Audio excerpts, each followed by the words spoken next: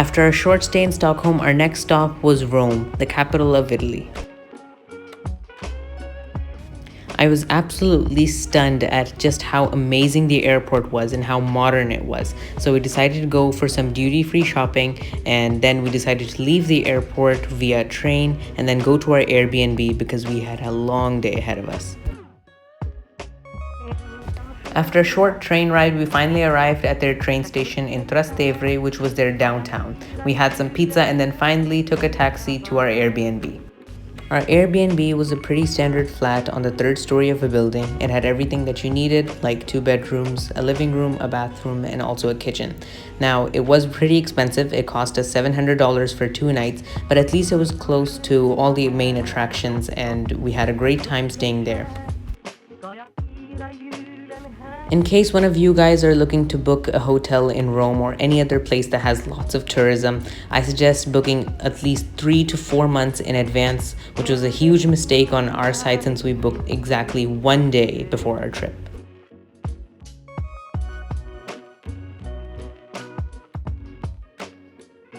We decided to rest for about 2 hours and then we decided to go to Vatican City, which was only about 5 minutes away from our Airbnb. Crossing this bridge with these great structures all over the place. In fact, you'll find these statues all over Rome, and it seems to me that each of them tell a different story.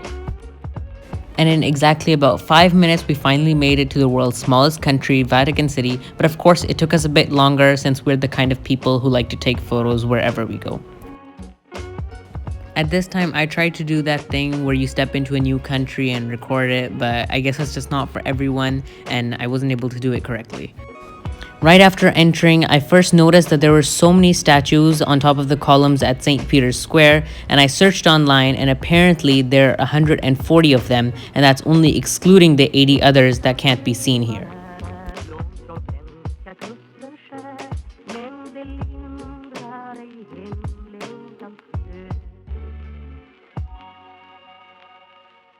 As it got darker, the lights were turned on, and now we could see the nightlife of Vatican City.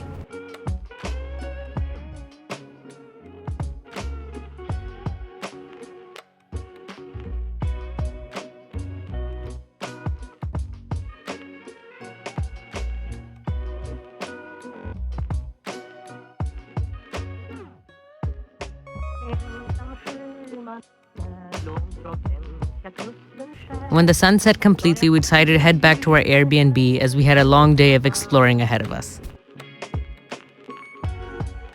Day 2 was probably the sunniest day I have ever seen in my entire life, but first we decided to see the Piazza Venezia, which is a white palace that's not too far away from the Colosseum. It wasn't only the Piazza Venezia, but there were also so many other historical sites along the way, and it was really a beautiful route. Here you can see some of the historical buildings that I was talking about earlier, including the Piazza Venezia.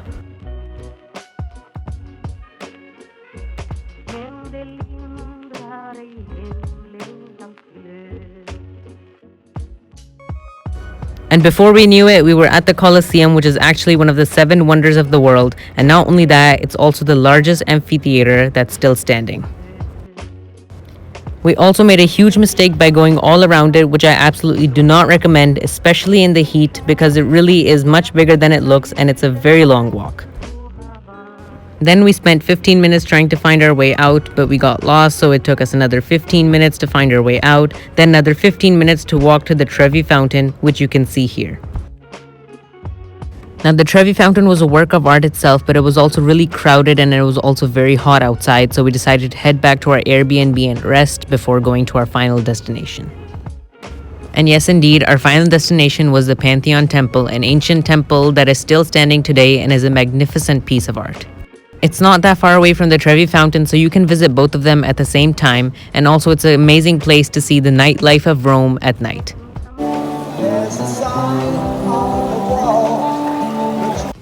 And with that, I'd like to end this video. Thank you so much for watching, but before you go, I would like to say that if you're planning on visiting Rome, visit when it's a bit cooler so that you don't get sunburnt. Also, before we left the Pantheon, Isa decided to eat some gelato and see what it was like, and when I asked her how it tasted, this is what she said. It tastes like normal vanilla ice cream.